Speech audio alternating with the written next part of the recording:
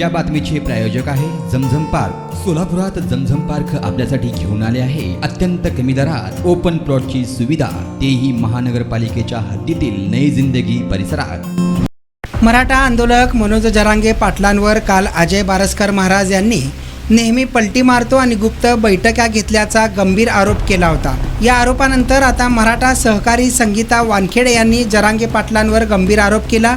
जरांगे मराठा समाजाला विश्वासात घेत नव्हते, तर त्या फोनला विश्वासात घ्यायचे। हा फोन शरद पवारांचा असल्याचा गंभीर आरोप वानखेडे यांनी केला। या आंदोलनाचा खर्च देखील पवारांनीच केल्याचा गौप्यस्फोट वानखेडे यांनी केला आहे। यामुळे खळबळ उडाली। याबाबत वानखेडे यांनी माध्यमांना प्रतिक्रिया दिली आहे। या प्रतिक्रियेत त्यांनी जरांगेंवर गंभीर आरोप केले आहेत। हा लढा आरक्षणासाठी उभारला होता, मग आता स्वतंत्र आरक्षण मिळाले आहे। ज्यांच्या नोंदी सापडल्या आहेत त्यांनाही ओबीसीतून आरक्षण मिळते ना, मग हा अट्टाहास कशासाठी, असा खडा सवाल संगीता वानखेडे यांनी उपस्थित केला आहे।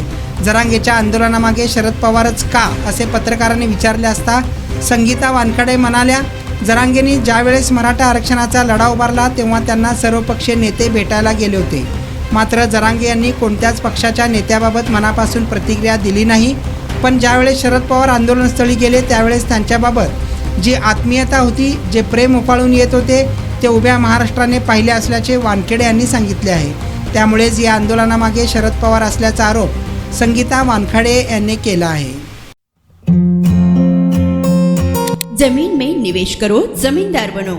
सोलापूरकर आपण खुली जागा घेण्याचा विचार करताय, तेही अत्यंत कमी दरात आणि महानगरपालिका हद्दीत, तर मग चिंता कशाला। झमझम पार्क आपल्या परिवारासाठी घेऊन आली आहे नई जिंदगी परिसरात तब्बल 3 एकरचा ओपन प्लॉटचा खजिना।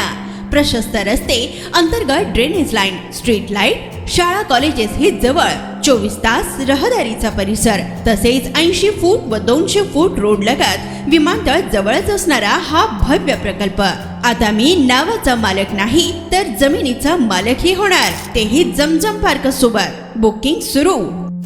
संपर्क 99 60 82 52 92।